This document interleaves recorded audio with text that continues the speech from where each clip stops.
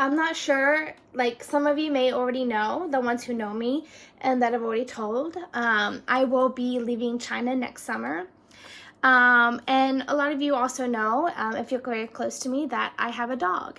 So that also complicates some things about, relocating with pets, and especially during a pandemic. So one of the things that I did today is I signed up for a free information session from one of the veterinary clinics here in Beijing called ICVS. I will put their information down below in the description box so that you can get some information there. They do offer these free information sessions so that we can get all the information we need and make sure that we know what we need to do with relocating pets to America, Europe, wherever we're going. And because each country has their own regulations and their own guidelines. So there's a lot to unpack. I mean, we started the call at 11 o'clock and it was supposed to end at like 12:30, but there's so much to talk about and so many questions and so much to say. We actually didn't end up ending the call till about 2 o'clock.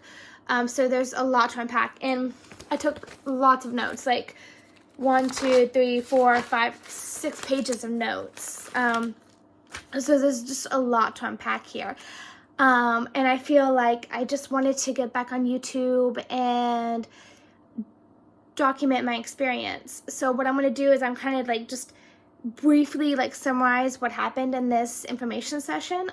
Even though I'm summarizing all this information, I would still highly encourage you to attend one of these sessions yourself as well, whether you're in Beijing or not. This information is for anyone in China, because you have to go through the same steps, no matter if you're in Beijing or you're in Shenzhen or Shanghai or Tianjin. It's all the same information. One of the key things that they do tell you is plan far in advance, because you don't know what's going to happen. So you need to kind of be in a standby mode, and your dog needs to be like in a standby mode. So it's best just to get everything ready so that if you need to leave early, everything's already in place. You don't have to stress about what's going to happen with your pet, what's going to happen with you. So best practice is just to get everything done as early as possible.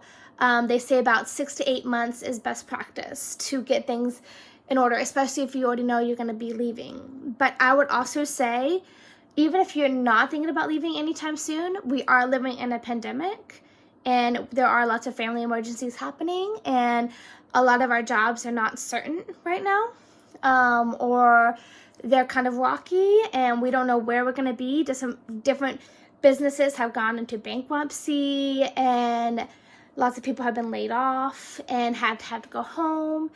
And I've also known of quite a few people where they've had family emergencies and they've had to leave like within a week. So it is good to just have some of these things done. Now, some of these things like the rabies vaccinations and the different vaccinations, it should be done on a yearly basis anyways. So with that should already be done. And some of these things that they tell you to do, they're valid for like a year or so. So it makes sense just to get some of these things done, just for your own peace of mind, and to make sure that if you have to leave in very short little notice, that you've already done the paperwork, you've already done the prep work, so you don't have to stress about one less thing, okay? So there's different requirements. So there's requirements for the PRC, the People's Republic of China. So China has its own requirements, but also your destination country has its own requirements as well. So you have to consider all of those requirements. So the thing that you need to get from China is the exit permit, the customs declaration, or the health certificate. It's all kind of the same thing. And you need to get that, or you're not leaving China with your dog. I mean, you can leave China, but your dog or your cat, it's not going anywhere. So you need to make sure you get all of the things that you need to get done to get that permit, to make sure that it's okay for your dog to leave. So another thing is we have to be patient with these custom agents. I mean, they're just trying to follow the law. They're getting updated regulations, updated rules all the time. So one of the things that I learned from this information session is just be patient with them and help them help us. So if we do all the steps, if we do all the documentation, they can call the vet, or they can see all the past paperwork, and then they can see maybe why the tests aren't showing a good thing. Like, for example, you have to have a health check for your dog 7 to 10 days before you board your flight and get that customs declaration. And maybe their blood cell count is low, but maybe it's just low for that dog.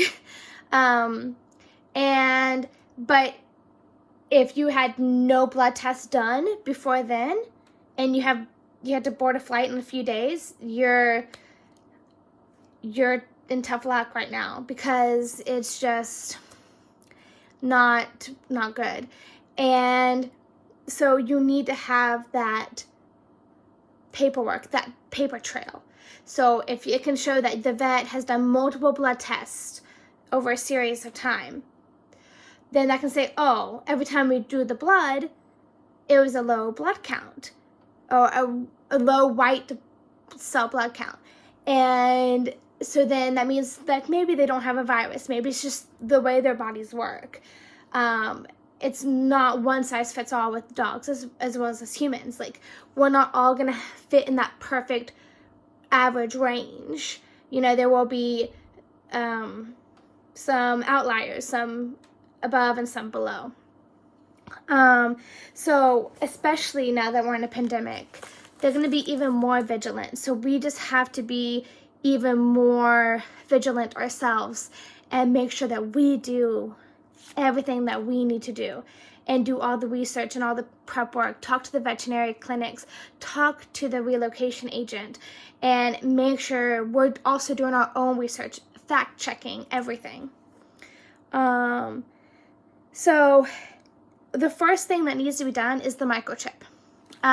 Now, maybe your pet already has a microchip. And one of the things that I learned is that if the dog already has a microchip and they can still scan it, it doesn't make sense to get a new one, because then that will just make the process confusing. Because say they have a microchip, but you put a new one in, if it scans the old one and it doesn't have all the new document information that you're currently inputting into the new microchip, it's going to read differently, and they're going to see different documentation when they check, and then they're going to get confused. So if your dog already has a working microchip, keep it. That's your starting point. You already have the microchip. Just take it to your vet and make sure it's scannable. Make sure they can scan it and see the documentation, because the way the vet told us today the microchip works is kind of like our social security card. It's kind of like our ID. Everything's linked back to that identification number for the dogs. So just like we have an ID, the dogs also have an ID that's linked back to a lot of our crucial documents. So a lot of the times when we're filling out important documents, we have to put our social security number onto it. The same thing for the dogs. This 15-digit number that's on their microchip is also connected to their health documents. So it's very important. That's the first step, is to get that microchip so that everything can be inputted into that microchip data. And then the next thing that needs to be done is the rabies vaccination, and also other vaccinations like the 8-in-1 vaccination, so that they don't get like the distemper or the parvo or the other infections that they could get. But you can also get the microchip and the rabies vaccination at the same time, which is actually what I'm going to do next weekend. I've already made an appointment with the vet to have a pre-flight health check, just to make sure I know about any health concerns going into it, and we can get it sorted right then and there, so that I'm not going to the health check at the final last 7 to 10 days and be like, wait, what? My dog has this? I didn't know. So that's one of the things. Be preventative. Take these actions and just do preventative actions. So you need to just have a simple health check, you know, so that you know if there's any concerns before you get to that final health check, because that's the last thing that you want, is to get to the finish line and then the customs officers are like, sorry, you can't go, or your dog can't go. That's the last thing you want. So if you take the health check now, then you already know there's something wrong, or that there could possibly be something wrong, and you can start taking preventative action to do that. So next weekend, I'm going to be getting that initial just health check, just checking her blood, checking her stool, checking a few other things. Just like we do a yearly health check. I mean, I'm a teacher, so I have to get a yearly wellness check. I have to get my blood drawn, I have to get an x-ray, I have to get all these other things. So it's the same with the dog. It's best practice just to let them also have a yearly checkup. So I'm going to do that. I'm also going to get the microchip and the rabies vaccination just done all at once, get it out of the way. Because after the microchip and the rabies, then you have to wait, where is it? Going to my notes. Yes, so you need to wait about 30 to 35 days, and then you can get the titer test. And the titer test is a blood test, and then you need to have that clear. So you need to wait about 45 days for that to clear. And then you can apply for the import permit. Of course, this is for the U.S. There are other things that you need to do for different countries that you fly into, but for the U.S., you have to apply to the CDC for an import permit of live animals. So you have to go in this particular timeline, and if you mess with the timeline, if you mess with the order of operations, and it's all going to be messed up, and you're not going to get everything done on time, or something's going to mess up, and then you won't have the documents that you need. So what else do I have on here? I'm looking at my notes, making sure I don't forget anything. So another thing that they said is that with China, there's really no database. For the microchip is just a way to put the documents on there. There's no database for like a lost and found. Like if your dog is lost in China, they're not going to scan the microchip and be like, oh, I found your dog. They're not going to do that. Because there's no like registry, but in other countries there are, and they said that you can go to the local vet and register in a database, or there's ones online where it's kind of like a subscription. You pay for the year, and you pay to put your dog's identification number on there so that if they ever get lost, then they can do that. But there's no database like this in China. This is just after you leave China. Now, the vaccine's only valid for 1 year.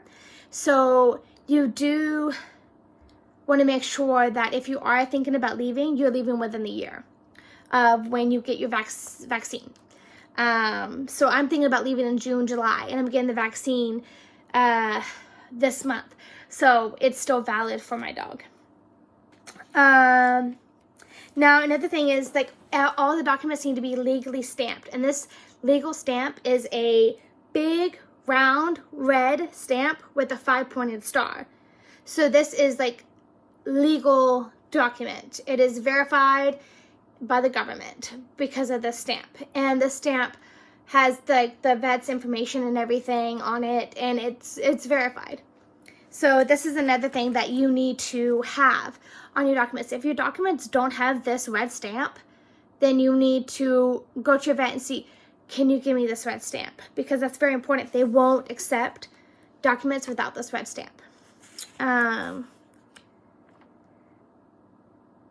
And everything needs to be very meticulous. The books can't be sloppy. Like, you can't have, like, the stickers from the vaccinations, they need to be very clear and very neat and orderly. They can't be, like, topped onto one another. They need to be, okay, this is vaccination sticker, vaccination sticker, vaccination sticker. And it needs to have, like, the date of injection or insertion or whatever the method is, and, like, signed by the vet. And it needs to be the vet's full name, not just, like, an initial. It needs to be the vet's, like, full name. So it's very, very meticulous, and you need to, like, double check everything. And another thing they say is if you have any questions, or if you want to, like, double check anything, or if you're worried that customs won't accept your documents or won't accept your dog, just go to customs directly. Don't call them, because one of the things the vet said is they won't answer, or if they do answer, they won't know. So you need to go to them in person, because the people on the phones, they really don't know everything. It's the people you talk to face when you get there that do know. But the ones who talk to face aren't going to be on the telephone, because they have other things to do, and they're trying to enforce all these laws and these regulations. So it's better to talk face to face. And I've always found that to be true too. Like, I always hated talking to people on the phones, because I just feel so impersonal, and I don't really get all my questions answered if I don't see your face. I can't see your facial expressions or your gestures. So I feel like that's best practice as well. Just go to them face to face, confront them. And, like, you might need a Chinese friend if your Chinese is not good to come with you. You know, find one. There's so many people willing to help and to translate for you. And especially if you work in a place with a lot of Chinese people like I do, like, I could ask any one of them to come help me, and they would. Or if you have an agent, a relocation agent, they can also do this for you. Like, they can do a lot of these things for you. So take advantage of them. Or take advantage of what they're offering you, and let them help you. So everything, it's very important that microchip is the very first step, because if you get the vaccinations, or if you get these tests done before the microchip, it's invalid. It's not valid unless you have that microchip first. So that microchip is step one. It's very important. So once you get that certificate, that exit certificate, that health clearance, then it works in any airport in China. So say, for example, I'm in Beijing right now, but my flight may leave from Shanghai. I need that health check first. And then I can go to Shanghai, and I can depart from Shanghai because I had that health check for my dog. But if I don't have that health check for my dog, I cannot leave from Shanghai, or I can't leave from Beijing either. But once I am cleared, I can leave from Shanghai, which it seems like a lot of people might be having to do that, because it feels like, though, especially because of the pandemic, there's even less flights available. Like, there might be like one flight per week, and even less space for dogs to go. So you need to also book your flight as far in advance as possible, because there's a very limited number of seats for dogs. Like, they're saying, being generous, like maybe at the most, maybe 9 spots for a dog on a flight that's allowing dogs or cats. So there's a very limited amount of space for the dog. So you need to get that done as quickly as possible. As soon as you know kind of the general date you want to leave, then you need to book that flight as soon as possible. Now, I don't know what my end date will be yet. I'm still kind of waiting on my next year's school calendar to come out, because I want to wait till after my kids graduate, and then I will be leaving. I don't want to leave before graduation. So I'm actually just waiting to see the finalized schedule to see when exactly they're graduating. So then I will book my flight then. But we should have the calendar out pretty soon, so that as soon as I get that calendar out, I will be booking my flight. Also, it's only valid for 10 calendar days. So not business days, but calendar days. So this health check, it only allows you to stay in China with your dog for 10 days. And then you either have to leave, or if you're past those 10 days, you need to do the whole process over again. You need to get the health check done again. And so that will extend your time another few days, another 10 days, because it's just that whole process.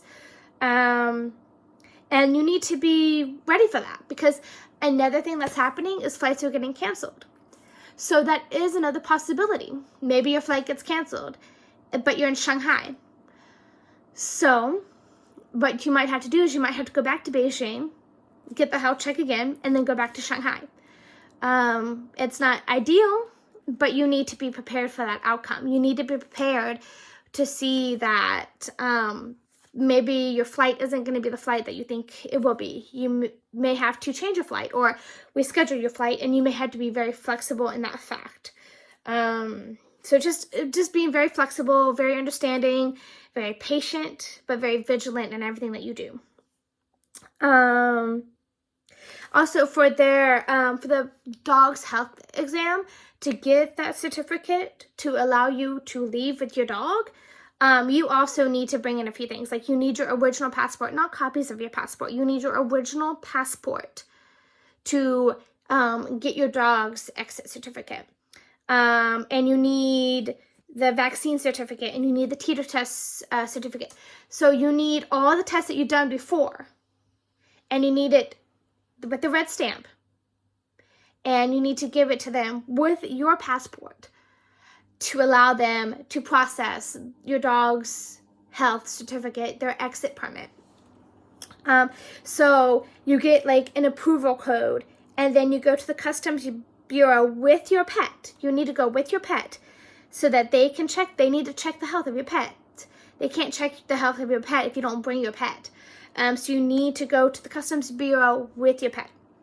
And then they can give you the customs declaration. Now, you can get your agent to go there for you, but I personally probably won't. Maybe I'll have her come with me, but not in place of me. I'm just one of those people where I don't want to let my dog go alone with someone that I don't know that well. Like, if I've never met this person, if I've never let my dog interact with this person for a few times, like, I don't feel comfortable with that and letting them just come into my home and get my dog. Like, you know, I don't feel comfortable with that. So I would maybe have them come with me so they can translate the Chinese and just make me feel better. But I also like to be part of the process. But I also know that, I mean, I'm busy too. I also know that we all have busy lives. We all have better things to do. But I also want to make sure I'm in control of the process. I want to make sure I know every single step that's happening, so that if there is a misstep, if there's something wrong that happens, I know about it as soon as possible, and then I can backtrack and I can help fix it. But if I'm not there, I'm getting secondhand information. That doesn't really help me much. But it needs to be best for what is best for you. So if it's best for you to allow your agent to get your dog and take him to the Customs Bureau while you're at work or while you're doing other things, then do that. You know, whatever you're comfortable with. But just know that your agent can do that for you, and that's kind of their job. Their job is to help you through the process, again, like the paperwork and the documentation, and to go to these government offices for you, so that you stress less. So that key document is that exit certificate, that health certificate. If you don't have that, it's a no-go. You're not taking your dog anywhere. So from the issue date plus 10 days, you must arrive in your destination country. So another thing that was mentioned that I didn't really factor into my plans, but because I have so much time to make my plans, I will factor it in now, is consider your time zones. If you need to make sure that it's not past 10 days, because what if your time zone is a day ahead instead of a day behind? Like, if I'm going to the US, it will actually be a day behind. I will actually arrive on the same day that I leave. if I remember correctly from past experience. It'll be the same day that I leave. But just to be safe, I'll probably give myself a buffer of a day or two before that 10-day ending period, just in case, just to make sure. And another thing, be prepared for flight cancellations. And I said that before. You want to make sure that because of the pandemic, you need to be prepared for anything. Just be ready to be in a standby mode. Make sure everything's ready. You have all your documents. They're stamped with the red stamp. You're ready to do that 7 to 10 day health check. Just make sure you're ready. So, again, 6 to 8 months in advance is best practice, because say you do the titer blood test and it comes back negative, or it comes back with something wrong, then you need to do some stuff and then go back. So this also gives you some room to breathe and to move and to just fix anything that happens. So give yourself the time so that you're not frantic and you're not stressed out. So if you're trying to do this all last minute, it's going to be very stressful. But if you give yourself the time, you shouldn't have any reason to, I'm a very stressed person myself. I'm very anxious. I have a lot of anxiety. So I will be very stressed out, especially in the last 7 to 10 days. There's going to be so much for me to do in those last 7 to 10 days. But it will be a great load off of my back if I have all these already in place. So that's one less thing for me to stress out about is my dog. If I have all of these things done and all I had to do is the health check for her. So that's the only thing I have to do. And then I know this can be fine because I've already done a pre-health check. And I've already done some of these health things for her. And if anything pops up at the health check, the final health check, then I already have this past documentation from my vet to say, oh, well, that's just how her blood is. It's fine. Then they'll be like, okay, it's not a virus. It's just how her blood naturally is. Like some of us run colder, some of us run hotter. Some of us are just outliers. And so they'll understand that if there's proper documentation. So I would just say, get all this tests done, do some health checks before the final health check so that you're not surprised. And then the last kind of thing that she talked about is just the different ways that you can ship your dog. Now, small dogs under, I think, she said under 8 kilos. I need to translate that into pounds or kilograms because I'm not sure how much kilo is. I'm still not into the metric system here, or we have the metric system in America. I'm not into the Chinese measurements here. So I need to kind of translate for myself, but I know my dog is definitely above that. But for smaller dogs, they're really tiny, really weigh literally nothing. You can hand carry into the cabin in a soft carrier. So this is small dogs because you have to think about it. It's a very limited space underneath your chair in the airplane. So it needs to be able to fit underneath your seat. And it needs to be a soft carrier. And that 8 kilos includes the carrier. So your dog plus the carrier needs to be less than 8 kilos. And of course, there is still, like I said, a limited space for animals. So book in as far in advance as you possibly can for that flight. And also talk to the airline about what kind of crate they allow, because each airline is different. They each have their own specifications about what crates they allow. So it's not something, local vets won't know. ICVS will know because they do this all the time, is what they do. But it is best practice just to go directly to the airline that you're going to go on and ask them directly what are they looking for in the crate for the dog. And then you can go from there. And then the next option, which is probably how I'm going to go with Elsa, my dog, is checked baggage. And that needs to be a hard crate. And you also need to do this in advance as well. And it will either be a flat rate for like a rate range, or it will be according to their excess baggage rate. It could go either way, depending on the flight and the airline. So once you get to check-in and stuff, you need to go to the oversized check-in, and then you need to process them there in oversized check-in. And then it's also the vet said it's best practice to go 3 hours before your flight, because you want to make sure you have the time to get the, it's a lot of things to do at the airport. So you also want your agent to be there as well. I had a friend of mine leave a few months ago as well with her dogs, and her agent, which I'm using the same agent, the agent was actually there at the airport with her when we said goodbye. So I will also have her at the airport with me too, because I am probably going to be an emotional mess, because being separated from my dog and the dog being in the crate and away from me for the whole flight is going to be kind of stressful on me as well. So I'm going to need that support of my relocation agent to support me emotionally and make sure I don't forget anything. So just get there early, just so you don't have anything to worry about. Now, the vet says 3 hours, but I will probably, just because I'm one of those people who will always get places extremely early, probably for no reason, I will probably get there 4.5 hours earlier than I actually need to be, just because I feel better giving myself that extra wiggle room so that I don't have to stress. Because if I get places late, I get really stressed. Like if I wake up in the morning, I don't hear my alarm clock, I wake up and I'm like, oh no, I'm late. I mean, I'm not late for work. I always get there before like our clock in time.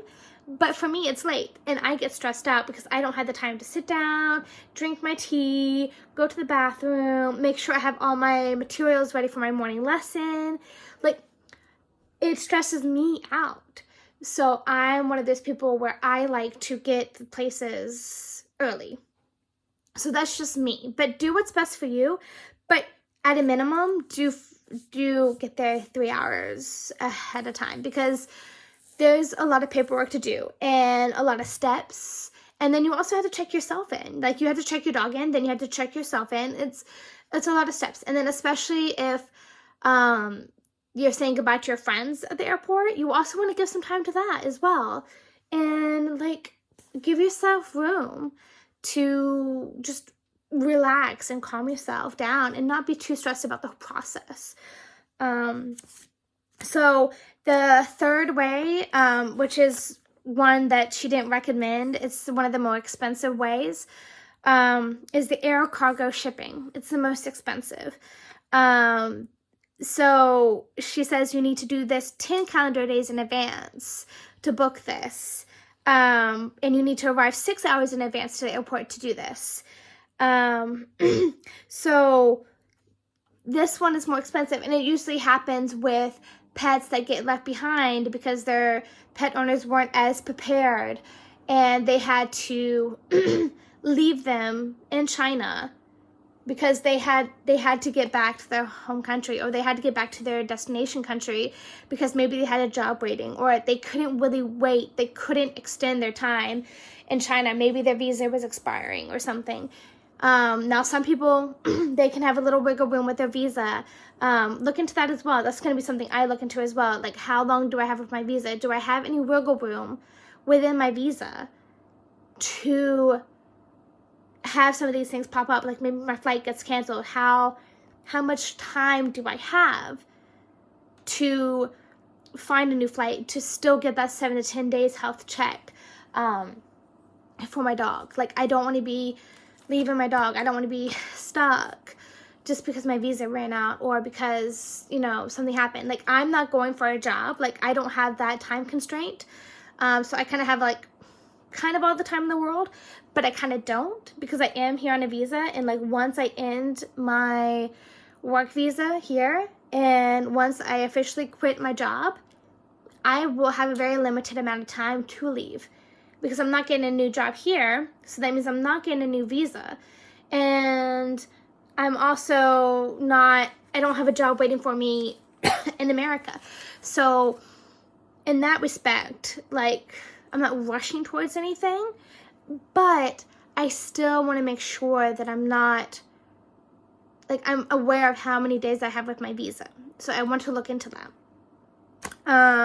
So another thing is, like, book your flight early and check monthly for any changes within your flight. So if you check monthly and you check like, oh, I booked my flight today, but then next month, oh, they say, oh, sorry, your flight's been canceled. Okay, well, fine. You still have so many more months left and you still have the time. Don't panic. Just go to the flight and see, okay, when's the next available flight available, and book that one. So that's another reason why you book in advance and you do all these things in advance. So when they say, oh, sorry, this happened, or sorry, you can't go on this particular flight, okay, you know, I can just get a new flight. I can look at the calendar and the schedule and choose a different flight. That way you're not stressed in the last like 7 days. You're like, oh no, I don't have a flight.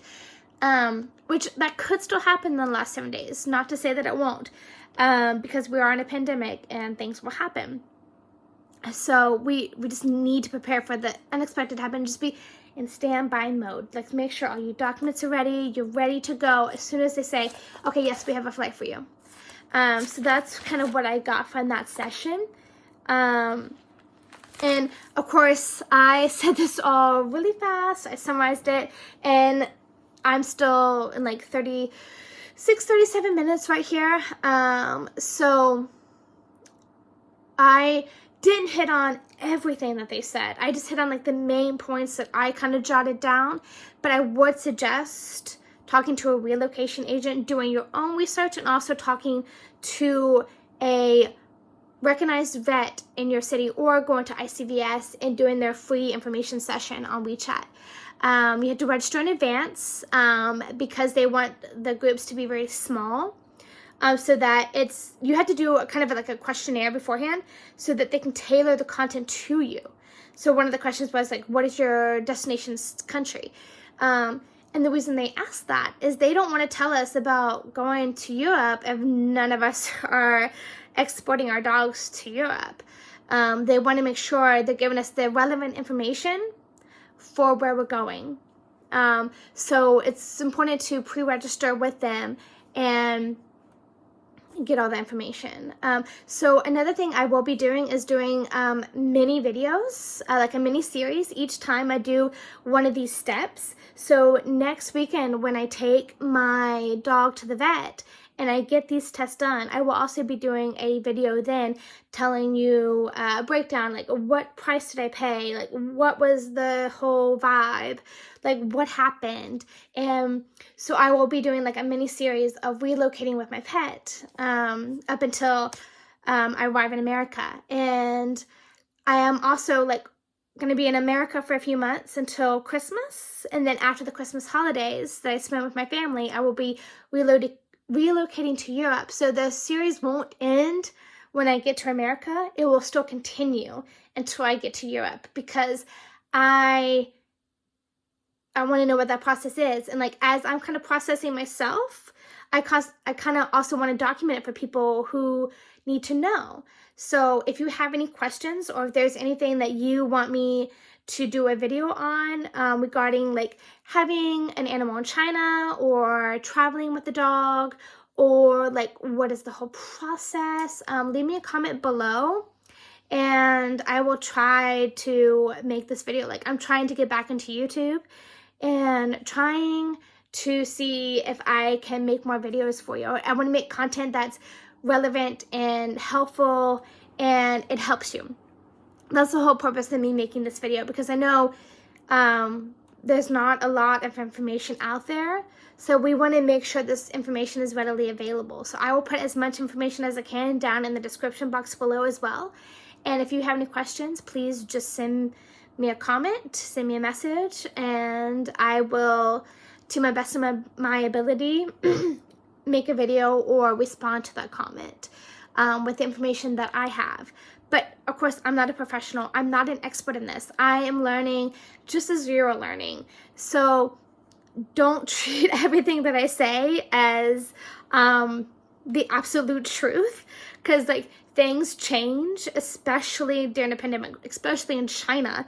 Like things change so quickly here. Like maybe something I said today is not the same next week. So things will constantly be changing, and I will try to keep everyone up to date with these changes, and I will try to keep my videos as informative as possible, and I'll try to keep the videos what you want. So just like let me know what do you want. And so I will try to post these videos as often as possible. But because like for this dog series, because there is a waiting list for some of these tests that I need to do. Like, remember I said a few minutes ago about the Tito test, you had to wait like 30 to 35 days. And then for the other test, you had to wait like 40 to 45 days. So there will be some time in between each of these videos, between the steps. But I will put it into a playlist so that as I keep adding to this particular dog relocation series, you can just go to that playlist and you can see all the different steps.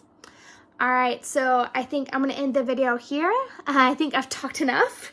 So if you want to know anything more, just let me know.